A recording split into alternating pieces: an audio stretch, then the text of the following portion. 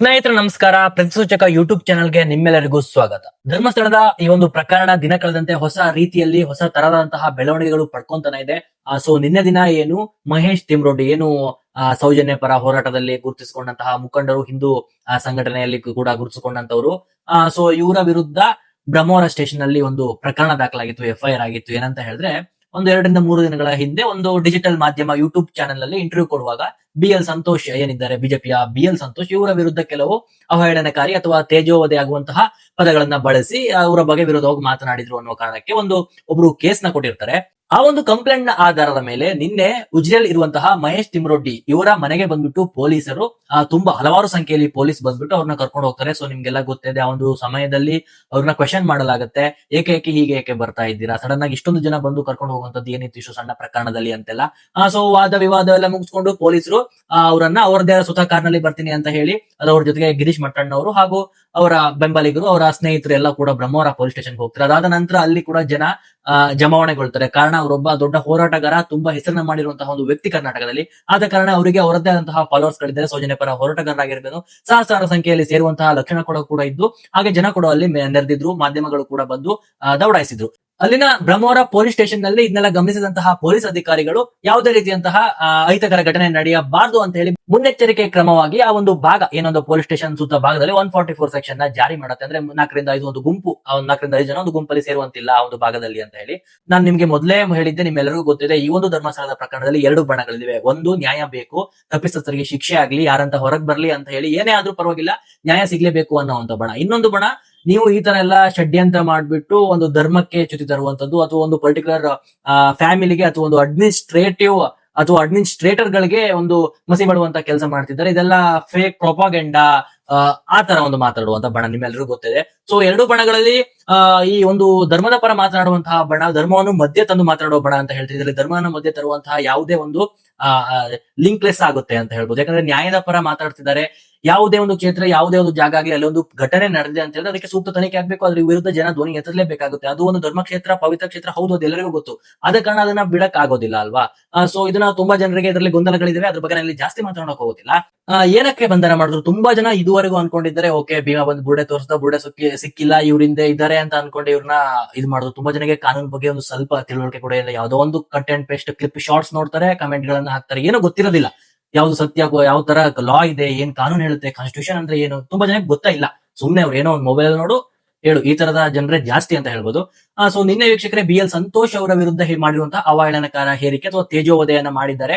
ಅವರ ಬಗ್ಗೆ ಒಂದು ಇಲ್ಲ ಸಲ್ಲದ ಆರೋಪ ಮಾಡಿದ್ದಾರೆ ಒಂದು ಡಿಜಿಟಲ್ ಮಾಧ್ಯಮದಲ್ಲಿ ಅಂತ ಹೇಳ್ಬಿಟ್ಟು ಅವರ ವಿರುದ್ಧ ಒಂದು ಪ್ರಕರಣ ದಾಖಲಾಗಿದೆ. ಹೊರತು ಇದಕ್ಕೂ ಧರ್ಮಸ್ಥಳ ಪ್ರಕರಣಕ್ಕೂ ಯಾವುದೇ ತರದಂತಹ ಸಂಬಂಧ ಇಲ್ಲ.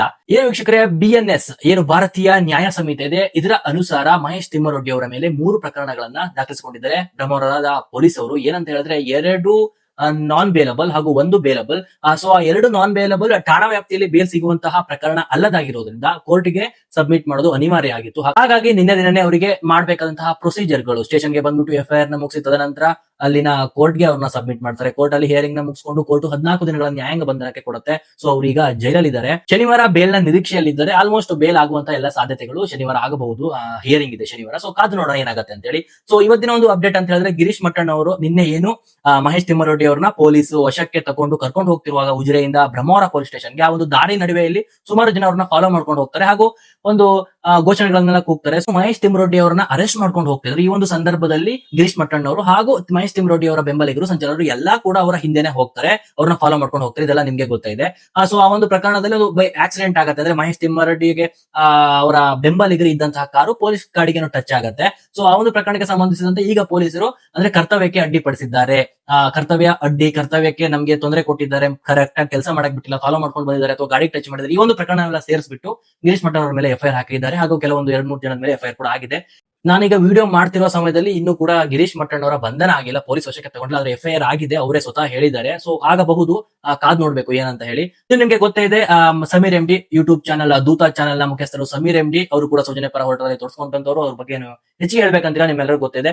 ಸಮೀರ್ MD ಅವರ ವಿರುದ್ಧ ಕೂಡ FIR ದಾಖಲಾಗಿತ್ತು. ಜುಲೈ 12ನೇ ತಾರೀಕು ಅವರೊಂದು ವಿಡಿಯೋ ಬಿಡ್ತಾರೆ, ಜುಲೈ 12ನೇ ತಾರೀಕು. ಆ ದಿನ ಒಂದೇ ಜನರಲ್ಲಿ ಒಂದು ಉದ್ವಿಗ್ನತೆ ಉಂಟು ಮಾಡುವಂತದ್ದು, ಶಾಂತಿ ಕದಡುವ ಒಂದು ಪ್ರಯತ್ನ ಎಐ ತಂತ್ರಜ್ಞಾನ ಸೃಷ್ಟಿಸಿಕೊಂಡು ಕಾಲ್ಪನಿಕ ಸುಳ್ಳು ಸಾಕ್ಷಿಯನ್ನ ಜನರ ಮುಂದೆ ಇಟ್ಟಿದ್ದಾರೆ ಅನ್ನೋ ಒಂದು ಪ್ರಕರಣದ ಅಡಿಯಲ್ಲಿ ಅವತ್ತು ಎಫ್ಐಆರ್ ಆಗಿತ್ತು. ಸೊ ಇಲ್ಲಿ ತನಕ ಕೇಸ್ ಯಾವುದೇ ರೀತಿ ಡೆವಲಪ್ಮೆಂಟ್ ನ ಕಂಡುಕೊಂಡಿರಲಿಲ್ಲ. ಆದ್ರೆ ನಿನ್ನೆ ದಿನ ಸಡನ್ ಆಗಿ ಪೊಲೀಸರು ಅವ್ರನ್ನ ಹುಡುಕೋಕೆ ಸ್ಟಾರ್ಟ್ ಮಾಡಿದ್ದಾರೆ, ಅರೆಸ್ಟ್ ಮಾಡ್ಬೇಕು ಅಂತ ಹೇಳಿ ಅವರ ಮನೆ ಬೆಂಗಳೂರಿಗೆಲ್ಲ ಹೋಗ್ಬಿಟ್ಟು ಹುಡುಕಿದ್ದಾರೆ.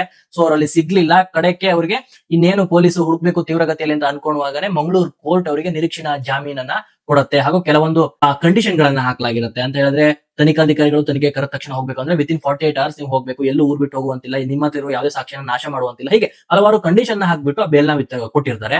ಸೊ ಆ ಬೇಲ್ ಅನುಸಾರ ಅವರು ಊರಲ್ಲೇ ಇರಬೇಕು, ತನಿಖೆ ಕರೆದಾಗ ಹೋಗ್ಬೇಕು. ಸೊ ಈಗ ಸದ್ಯಕ್ಕೆ ಅಸಮಿ ರೆಡ್ಡಿ ಸೇಫ್, ಯಾವುದೇ ರೀತಿ ತೊಂದರೆ ಇಲ್ಲ. ಸೊ ಈಗ ಗಿರೀಶ್ ಮಟ್ಟಣ್ಣ ಅವರ ಮೇಲೆ ಎಫ್ಐಆರ್ ಆಗಿದೆ, ಅವ್ರನ್ನ ಬಂಧನಕ್ಕೆ ತಗೊಳ್ತಾರೋ ಯಾವ ರೀತಿ ಅಂತ ಇನ್ನೂ ಗೊತ್ತಿಲ್ಲ, ಕಾದ್ ನೋಡ್ಬೇಕಾಗಿದೆ. ಇನ್ನು ಮಹೇಶ್ ತಿಮ್ರೋಡಿ ಅವರು ಆಲ್ರೆಡಿ ಈಗ ನ್ಯಾಯಾಂಗ ಬಂಧನದಲ್ಲಿ ಇದ್ದಾರೆ.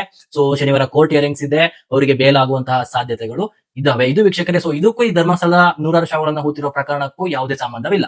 ಇನ್ನು ಸುಜಾತಾ ಭಟ್ ಅವ್ರದ್ದು ವಿಚಿತ್ರವಾದಂತಹ ಒಂದು ಕೇಸ್, ಅವ್ರದ್ದೊಂದು ವಿಚಿತ್ರವಾದಂತಹ ಸ್ಟೇಟ್ಮೆಂಟ್ ಗಳು ಬರ್ತಾ ಇದೆ. ಸೊ ಇದರಲ್ಲಿ ಸತ್ಯ ಸುಳ್ಳು ಅಂತ ನಾವೇನು ಮಾತನಾಡಕ್ ಹೋಗೋದಿಲ್ಲ. ಸೊ ಅವರು ಏನು ದಾಖಲೆ ಕೇಳ್ತಿದ್ದಾರೆ, ಈಗ ಮೀಡಿಯಾದವರಾಗಿರ್ಬೋದು, ಜನ ಆಗಿರ್ಬೋದು, ಸೊ ಆ ದಾಖಲೆನ ಒದಗಿಸಿ ನೀವು ಕೆಲಸ ಮಾಡ್ತಿರೋ ದಾಖಲೆ ಇದ್ರೆ ಅಥವಾ ನಿಮ್ಮ ಮಗಳು ಓದಿರೋ ದಾಖಲೆಗಳು, ಅಡ್ಮಿಷನ್, ಕಾಲೇಜ್ಗೆಲ್ಲ ಹೋಗಿ ಅದನ್ನ ತಗೊಂಡ್ ಬಂದ್ಕೊಡಿ. ಇದಾರೆ ಅನ್ನೋದಕ್ಕೆ ಬರೀ ಬಾಯಿ ಮಾತಲ್ಲಿ ಹೇಳಿದ್ರೆ ಆಗಲ್ಲ, ಪ್ರೂಫ್ ಕೇಳುತ್ತೆ. ಸಮಾಜ ಆಗ್ಲಿ ನಾಳೆ ಕಾನೂನಾಗ್ಲಿ ಪ್ರೂಫ್ ಕೇಳುತ್ತೆ. ಆ ಪ್ರೂಫ್ ನ ಒದಗಿಸೋ ಕೆಲಸ ಮಾಡಿದ್ರೆ ನಿಮ್ಮ ಮೇಲೆ ನಂಬಿಕೆ ಬರುತ್ತೆ. ಇಲ್ಲ ಅಂದ್ರೆ ನೀವು ಸುಳ್ಳು ಹೇಳ್ತಿದ್ದೀರಾ, ಕತೆ ಹೇಳ್ತಿದ್ದೀರಾ ಅಂತಾನೆ ಅನ್ಸೋದು ಜನರಿಗಾಗಿರ್ಬೋದು, ಕಾನೂನಿಗಾಗಿರ್ಬೋದು. ಇನ್ನು ವೀಕ್ಷಕರೇ, ಇನ್ನು ಗೊತ್ತು ನಿಮ್ಗೆ ಹಲವಾರು ಜನ ನಮ್ಮ ಸೋಷಿಯಲ್ ಮೀಡಿಯಾಗಳಲ್ಲಿ ವಿಡಿಯೋಸ್ ಗಳನ್ನ ನೋಡ್ತಾರೆ. ಯಾರೋ ಒಂದು ಈಗ ನಾವು ವಿಡಿಯೋ ಮಾಡ್ತಿದೀವಿ ಅಂದ್ರೆ ಓಕೆ ಇವ್ರ ಕಡೆ ಇವ್ರು ಫಾಲೋವರ್, ಇವ್ರ ವಿರುದ್ಧವಾಗಿದ್ದಾರೆ, ಇವ್ರು ಆ ಧರ್ಮಕ್ಕೆ ಸಪೋರ್ಟ್, ಇವ್ರು ಅದು ಇದು ತುಂಬಾ ಜನರಿಗೆ ಗೊತ್ತೇ ಇರಲ್ಲ. ರಾಶಿ ಹೇಳುವಂತದ್ದು, ಇಲ್ಲ ನಾವು ಯಾರ ಪರ ಅಥವಾ ಯಾರ ವಿರೋಧ ಮಾತಾಡ್ತಿಲ್ಲ, ಇರುವಂತ ಫ್ಯಾಕ್ಟ್ಸ್ ಏನ್ ಡೈಲಿ ನಡೆಯುತ್ತೆ, ಯಾವ್ದು ನ್ಯಾಯ, ಯಾವ್ದ್ರ ಕಡೆ ಒಬ್ಬ ಮನುಷ್ಯ ಮಾತನಾಡಬೇಕು, ಒಬ್ಬ ಮನುಷ್ಯನಾಗಿ ಮಾನವೀಯತೆ ಉಳ್ಳವನಾಗಿ, ತಿಳುವಳಿಕೆ ಉಳ್ಳವನಾಗಿ, ಜ್ಞಾನ ಉಳ್ಳವನಾಗಿ ಯಾವ್ದರ ಕಡೆ ಸ್ವಲ್ಪ ನಿಂತ್ಕೋಬೇಕು, ನ್ಯಾಯದ ಕಡೆ ನಿಲ್ಬೇಕು, ಅನ್ಯಾಯದ ಕಡೆ ನಿಲ್ಬೇಕು. ಏನೊಂದು ಆಗ್ತಾ ಇದೆ ಅಂದ್ರೆ ಅದನ್ನ ಹೇಗೆ ನಾವು ಅವಲೋಕಿಸಬೇಕು, ಏನೊಂದು ತಲುಪಿಸಬೇಕು ಜನರಿಗೆ, ಆಸ್ ಪರ್ ಲಾ ಏನ್ ಹೇಳುತ್ತೆ ಅನ್ನೋದು ಮಾತ್ರ ನಮ್ಮ ಕೆಲಸ ಹೊರತು ನಾವು ಯಾವುದೇ ಸಂಘಟನೆಗಳಲ್ಲಿ ಅಥವಾ ಹೋರಾಟಗಳಲ್ಲಿ ಒಂದಾಗಿ ಯಾರ ಪರ ವಿರೋಧ ಮಾತಾಡ್ತಿಲ್ಲ. ಇದು ತುಂಬಾ ಜನರಿಗೆ ಗೊತ್ತಿಲ್ಲ. ತುಂಬಾ ಜನ ಕಮೆಂಟ್ ಗಳನ್ನ ಮಾಡ್ಕೊಂಡು ಅವ್ರಿಗೆ ಏನು ಮನೆ ಸುಜಾತಾ ಭಟ್ ಅವ್ರನ್ನ ಏನೋ ಸ್ಟಿಂಗ್ ಆಪರೇಷನ್ ಮಾಡ್ತು ಸುವರ್ಣ ನ್ಯೂಸ್ ಅಂದಾಗ ಕೆಲವರೆಲ್ಲ ಕಮೆಂಟ್ ಮಾಡಿ ನಮ್ನೆಲ್ಲ ಮೆನ್ಷನ್ ಮಾಡಿ ಹೇಳಿದ್ರು, ನೋಡಿ ಈಗ ಎಲ್ಲಿ ಹೋದ್ರಿ, ಎಲ್ಲರೂ ಓಡೋಗಿದ್ದೀರಾ, ಅನುಯಾಯಿಗಳು ಹಾಗೆ ಹೇಗೆ ಅಂತ.